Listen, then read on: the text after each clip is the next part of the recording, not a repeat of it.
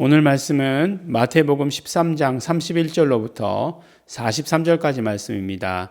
함께 읽겠습니다. 또 비유를 베풀어 가라사대 천국은 마치 사람이 자기 밭에 갖다 심은 겨자씨 한 알 같으니 이는 모든 씨보다 작은 것이로되 자란 후에 나물보다 커서 나무가 되매 공중의 새들이 와서 그 가지에 깃들이느니라. 또 비유로 말씀하시되 천국은 마치 여자가 가루 서말 속에 갖다 넣어 전부 부풀게 한 누룩과 같으니라. 예수께서 이 모든 것을 무리에게 비유로 말씀하시고 비유가 아니면 아무것도 말씀하지 아니하셨으니 이는 선지자로 말씀하신 바 내가 입을 열어 비유로 말하고 창세부터 감추인 것들을 드러내리라 함을 이루려 하심이니라. 이에 예수께서 무리를 떠나사 집에 들어가시니 제자들이 나와 가로되 밭에 가라지의 비유를 우리에게 설명하여 주소서. 대답하여 가라사대 좋은 씨를 부리는 이는 인자요 밭은 세상이요 좋은 씨는 천국의 아들들이요 가라지는 악한 자의 아들들이요 가라지를 심은 원수는 마귀요 추수 때는 세상 끝이요 추수꾼은 천사들이니 그런즉 가라지를 거두어 불에 사르는 것 같이 세상 끝에도 그러하리라. 인자가 그 천사들을 보내리니 저희가 그 나라에서 모든 넘어지게 하는 것과 또 불법을 행하는 자들을 거두어내어 풀무불에 던져 넣으리니 거기서 울며 이를 갈미 있으리라. 그때의 의인들은 자기 아버지의 나라에서 해와 같이 빛나리라. 귀 있는 자는 들으라. 아멘. 네, 비유의 말씀은 오늘 마지막에 말씀하신 것처럼 귀 있는 자는 들으라 라고 하시는 말씀이죠. 창세부터 감추인 것들을 드러내신다라고 하는 것이 비유 말씀의 초점입니다. 그래서 보니까 우리가 비유 말씀을 하면서 잠시 마태복음의 패턴, 마태복음에 계속해서 반복되는 것에 대해서 잠시 잊고 있었던 것이 있었는데 그게 뭐였죠? 선지자로 말씀하신 바를 이루려 하심이다 라고 얘기하는 것. 그래서 구약에 말씀하신 것들 그대로 그 예언의 성취가 예수님이시다. 그러니까 예수님께서 비유로 말씀하시는 것도 예언의 성취다라고 이렇게 이야기하시는 것 같아요. 마치 예수님께서 눈이 두 개고 코가 하나고 입이 하나고 귀가 두 개다. 이것도 예언의 성취다 라고 말하는 것처럼 농담이에요. 농담인데 그러니까 모든 예수님의 일거수일투족 탄생부터 시작해서 지금까지 하신 일, 이적을 행하시고 병을 고치시고 하신 이런 모든 일들이 다 뭐라고요? 예언의 성취다라고 이렇게 말씀하시는 거예요. 그러니까 예수님께서 무엇을 어떻게 가르치셨다라고 하는 것도 뭐라고요? 예언의 성취다. 이렇게 말씀하는 거잖아요. 시편 78편 2절. 예. 여러분들 혹시 아니 그게 구약이 어디 있어? 이렇게 말씀하실까 봐 이렇게 친절하게 말씀드리는 거죠. 아무도 안 찾아보시겠죠, 근데 예, 그렇지만 분명히 있다는 것, 있다는 것과 그 다음에 시편 78편 2절에 있다는 것과 그 다음에 그냥 있어라고 하는 것과는 다른 이야기니까 분명히 이렇게 말씀을 드립니다. 사실은 이게 우리가 뭐라고 얘기하죠? 관주 성경이라고 얘기하는 거죠. 그래서 구약에 나온 내용들을 신약에 인용된 것이 있으면 밑에 이렇게 각주처럼 이렇게 밑에 이렇게 달려 있잖아요. 기역, 니은, 디귿, 리을. 안 보이잖아요. 그게. 그러니까 그냥 넘어가고 구약에 있겠지. 이 구절에 그대로 있겠지라고 이렇게 생각하는데 우리가 지난번에 말씀에서 보았지만 구약의 성경으로 보았더니 다른 것도 있더라고요. 다른 것도 있었어요. 그런데 그 구약의 성경을 다시 70인역으로 물론 일반 우리 성도들이 70인역의 성경을 찾아볼 일은 없겠죠. 그렇죠? 그거는 목사나 신학자들이 하는 일이겠죠. 그랬더니 70인역 성경은 그대로 있다는 거예요. 그런데 마태는 70인역의 성경을 그대로 가져왔다는 거예요. 그러니까 이런 일도 얼마나 놀랍습니까? 이거는 취사 선택의 여지가 아니라 그때 오히려 더 70인역의 번역의 그 성경들이 구약의 성경들이 더 인정받는 그런 성경이었을 것이다라는 이야기죠. 왜냐하면 만약에 그렇게 인용했는데 너 그거 인용 잘못됐다라고 하는 구절이 없다는 거예요. 그러니까 그런 것들 뭐죠? 이렇게 열심히 지금 보고 있다. 구약을 히브리어로도 보고 한국말로만 볼 것이 아니라 헬라어로 번역된 70인역으로도 보고 있다라고 하는 것. 여러분의 담임 목사 그렇다라고 하는 것. 오늘도 또 아침에 듣기 거북한 소리를 들으시네요.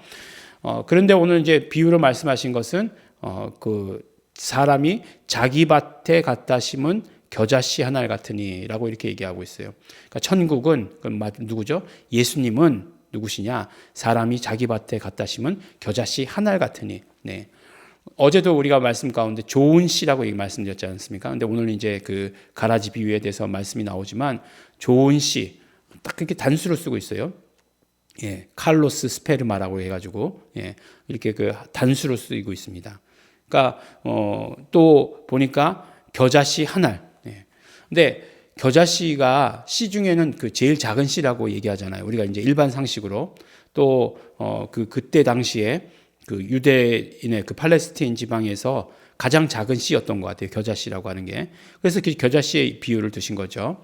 근데 우리나라에서 가장 작은 씨라고 하는 거 비슷한 게 담배씨랍니다. 담배씨. 담배씨가 그렇게 작대요. 그리고 난초들 이런 것들 씨가 굉장히 이렇게 뭐 가루 같다는 거예요. 씨처럼 이렇게 우리가 사과 먹고 나면 씨가 보이고 뭐 그런 것처럼 그런 게 된 그런 씨가 아니라 완전히 가루 같은 그런 씨라는 거예요. 근데 그런 가루 같은 씨를 이렇게 집어가지고 하나만 이렇게 뿌리는 농부가 있겠습니까? 없죠. 벌써 이 비유에는 예수님께서 뭔가 숨겨서 말씀하시고자 하시는 그런 의도가 너무너무나 보이는 거죠. 한 알 같으니 라고 이렇게 얘기하고 있잖아요. 그러니까 뭐예요? 뭔가 이 땅에 오셔서 하나 심겨진 것, 세상에 오셔서 in its field라고 얘기했잖아요. 그 밭에 맞는 그 씨에 맞는 밭. 그러니까 세상을 말씀하는 거예요. 그 세상에 오셔서 딱 한 개가 심어진 것. 누구를 말씀하시는 것이겠습니까? 네, 그분이죠. 예수 그리스도를 말씀하시는 것입니다. 근데 처음에는 어떻게 돼요? 그 씨가 심겨질 때 너무나 작은 것이기 때문에 이렇게 공중의 새들이 와서 그것을 쪼아 먹을 수 있잖아요. 근데 쪼아 먹을 수 있는데 나중에 그것이 자라고 나면 어떻게 되느냐? 네. 그 공중의 새들이 깃들이는 그런 큰 나무가 된다라고 이렇게 말씀하십니다. 사실은 또 이제 이게 과학적으로 검증해 보면 이게 겨자씨 나무라는 게 있어? 이렇게 얘기할 수 있겠죠. 그 다음에 나물, 이렇게 얘기하는, 우리는 나물 그러면 이렇게 땅바닥에 기어다니는 게 나물인데, 조금 자라가지고 요만큼 크는 게 나물이죠. 그래서 이게 무쳐먹고, 데쳐가지고 무쳐먹는 게 나물인데, 그렇게 큰단 말이야. 이렇게 생각되는데, 나무라고 이렇게 생각하시고, 나무로 자랐을 때는 새들이 와서 그 가지에 깃들게 된다. 그것을 온전히 지배하게 된다. 다 품을 수 있게 된다. 라고 이렇게 말씀하시는 것입니다. 그 다음에 이제 또, 두 번째 비유가 뭐냐면 어떤 여자가 가루 서말에 갖다 넣어 전부 부풀게 한 누룩과 같다라고 이렇게 얘기합니다. 누룩이라고 얘기하는 건, 그러니까 누룩이라고 이야기할 때 대부분 성경에서 나올 때 부정적인 것으로 나오죠. 그래서 바리새인의 누룩을 조심하라 이렇게 얘기하지 않습니까? 그러니까 누룩은 아주 조금만 있어도 그것이 어떻게 되는 거죠? 막 부푸는 거죠. 막 이렇게 번식을 잘하는 거죠. 이게 이스트잖아요. 이스트니까 번식을 잘하는 거죠. 생물이니까 번식을 잘하게 되는 거죠. 근데 이제 이렇게 뭐라고 해야죠? 빵 만드는 사람들은 이거 잘 알아요. 그렇죠? 이스트를 이렇게 넣고 반죽을 잘한 다음에 바로 빵을 만듭니까? 그렇지 않죠. 바로 빵을 만들지 않고 이것을 이제 숙성을 시켜요.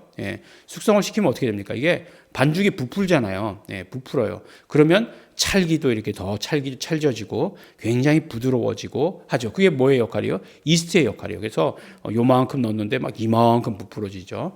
그래서 이제 그걸 가지고 빵을 만들고, 호떡도 심지어는 그렇게 하더라고요. 반죽해가지고 바로 하는 게 아니라 이렇게 해가지고 숙성 과정을 거치면 아주 이렇게 잘 늘어나고, 그렇게 되더라고요. 호떡이 먹고 싶군요. 그래서 그렇게 됐다는 거예요. 그게 무슨 얘기일까요? 계속해서 이렇게 확장되고 자라나가고 가득 차고 하는 것을 말하는 거죠. 예수 그리스도의 복음이 심겨졌으면 이 땅 가운데에서 자라서 이렇게 온 세상을 가득 채우게 된다라고 하는 것을 의미하게 되는 거죠. 예수님께서 비전을 말씀하신 것인가요? 그냥 그렇게 될 것이다 이렇게 말씀하신 것인가요? 그렇죠. 그런 뜻도 있겠지만 그러나 그렇게 되어야 한다라고 하시는 말씀인 거죠. 그렇게 되어야 한다. 그럼 우리가 어떻게 되나요? 누룩의 역할을 해야 되는 거죠. 이렇게 자꾸 새끼 쳐야 되는 거죠. 이걸 제일 잘하고 있는 데가 어디죠? 네, 그 다단계. 다단계예요. 보면 다단계가 제일 잘하고 있죠. 이렇게 뭐 몇 사람 데리고 오면 뭐 네가 뭐 얼마 받게 해준다. 그래가지고 뭐 또 그 사람이 몇 사람 새끼치고 그 사람이 몇 사람 새끼치고 그게 아주 기하급수적이라고 얘기하는 거잖아요. 다단계. 예. 근데 복음이 그렇게 전해져야 된다라고 이렇게 얘기하는 거잖아요. 사실은 뭐 세포 분열이라고 하는 것이 그런 거잖아요. 처음에 세포 하나가 있다가 하나씩 있다가 두 개가 합하면 이제 하나의 세포가 되잖아요. 근데 그게 세포 분열을 하죠. 그래서 뭐 그런 얘기, 포배기, 낭배기, 상실기, 뭐 이런 말씀 들어보셨습니까?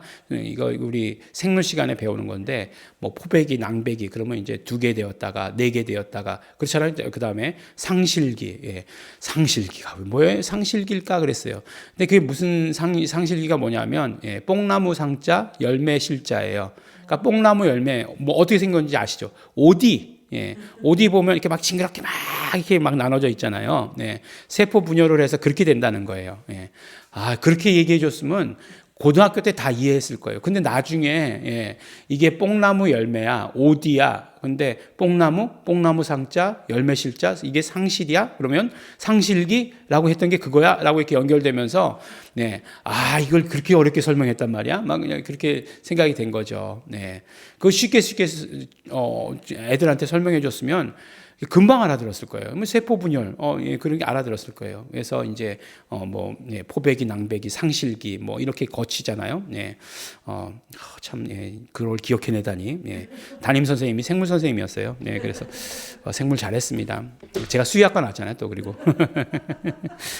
어쨌든지요. 뭐 이렇게 배운 기억은 없는데.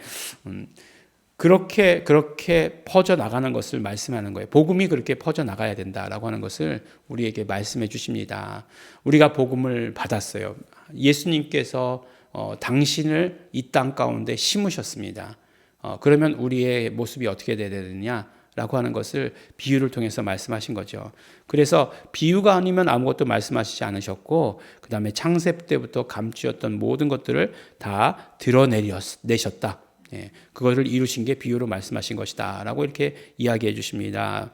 그리고서 이제 좋은 씨를 그 가라지 비유에 대해서 이제 말씀을 해 주시는 거죠. 좋은 씨를 뿌리는 사람은 인자고 밭은 세상이다. 세상이라고 말씀해 주시잖아요. 물론 뭐 세상이 하나님 소유냐 아니냐, 하나님 소유겠죠 당연히. 그런데 세상을 뭐라고 얘기하냐면 세상은 마귀에게 속해 있다라고 얘기했어요. 세상은 마귀의 소유다라고 얘기했어요. 그러니까 그것에 맞는 밭이라고 하는 것이 어떤 의미인지가 더 정확하게 다가오는 거죠. 예수님께서 그 세상에 맞는 그 씨가 된 거죠. 그 밭이 예수님께는 적당한 그런 밭이 되는 거죠. 그래서 오셨다는 거예요, 세상에. 그렇게 오셨다라고 하는 거예요. 오셔서 그 뿌린 것이 바로 좋은 씨는 천국의 아들들이요 가라지는 악한 자의 아들들이요. 이제 여기서 이제 아니 어저께는 예수님이라고 하시더니 오늘 말씀해 보니까 착한 자는 그 천국의 아들들이라고 말씀하시네요.라고 이렇게 되어 있는데 그러나 한 걸음을 더 나아가서 보면 결국은 예수 그리스도로 말미암아 천국의 아들들 된 사람을 말하는 것이죠. 그리고 가라지를 심은 원수는 마귀고 추수 때는 세상 끝이다라고 이렇게 말씀하고 있습니다. 추수감사절 오늘 이번 주 계속 기간이잖아요. 그리고 실제로 뭐 미국 명절인데 미국에서는 넷째 주 목요일이 추수감사절이죠. 근데 요새도 보니까 참 안타까운 게 뭐냐면 이게 이제 뭐 우리가 정말 안타까운 일을 겪었는데 무슨 마지막 날 귀신들이 발작하는 날 이제 이름도 이제 잊어버렸어요. 그게 무슨 날인지 이름도 잊어버렸어요. 뭐 그래가지고 그런 것들을 거쳤는데 또 땡스기빙이 유명한 게 아니라 땡스기빙 다음 날이 뭐냐면 블랙 프라이데이라고 그래가지고 모든 것을 뭐 세일하는 날이에요. 그게 그 날이 그렇게 이제 유명해졌어요. 그러니까 땡스기빙을 기다리는 게 아니라 블랙 프라이데이를 기다리는 거예요. 쇼핑하기 위해서. 반값으로 쇼핑하기 위해서, 싸게 쇼핑하기 위해서. 안타깝습니다. 그런 어떤 본래의 의미들이 퇴색되어져 가는 것들 굉장히 안타까워요. 그런데 우리가 본래의 의미를 우리는 성경에서 찾아야 되죠. 추수가 무엇인가에 대해서 우리가 그냥 한 해 동안 돈 많이 벌었다. 또는 뭐 많이 벌진 못했지만 이렇게 건강했다. 이런 것들이 우리의 추수가 아니라 바로 예수 그리스도를 만났다. 우리가 알곡이다. 그것이죠. 그래서 정말 그 추수가 하나님의 심판대라고 하는 것을 우리 기억하시고 오늘도 우리 감사하시고 오늘도 우리 비유의 말씀과 같이 이제 이 천국이 하나님의 나라가 이 땅에 심기어져서 완전히 이렇게 퍼져가는 그 일들에 우리가 힘쓰고 애쓰고 그것을 위해서 노력하고 기도하고 하시는 우리 성도 여러분 되시기를 예수 이름으로 축원합니다. 기도하겠습니다. 하나님 아버지 감사합니다. 오늘도 우리 비유로 말씀해 주시고 그 비유로 말씀 들을 때 우리가 정말 예수님에 대해서 풍성히 알고 또 우리가 또 복받는 자 되게 하여 주신 것 너무나 감사하고 감사합니다. 예수님을 통해서 이루신 모든 일들 우리가 그대로 받아가지고 이 복음을 전파하고 또 세상의 많은 사람들 다 하나님의 자녀 될 수 있도록 하는 일에 우리 도구로 쓰임받게 하여 주시옵소서. 우리를 도구로 사용하여 주시옵소서. 감사드립니다. 예수님 이름으로 기도드렸습니다. 아멘. 그러므로 우리 시간 기도하실 때 하나님 감사합니다. 하나님 정말 감사하고 감사합니다. 우리를 도구 삼아 주시는 것 너무나 감사하고 고맙습니다. 하나님 아버지 우리를 알곡되게 하여 주셔서 예수 그리스도가 우리 안에 있게 하여 주신 것 감사합니다. 이것을 전하는 자 되게 하여 주시옵소서. 이것을 전파하는 자 되게 하여 주시옵소서. 예수님 오실 날이 얼마 남지 않았으니 우리 최선 다해서 이것들 이루어가는 자들 될 수 있도록 축복하여 주시옵소서. 감사드립니다. 예수님 이름으로 기도드렸습니다. 우리 다 같이 통성으로 기도하시겠습니다. 아멘.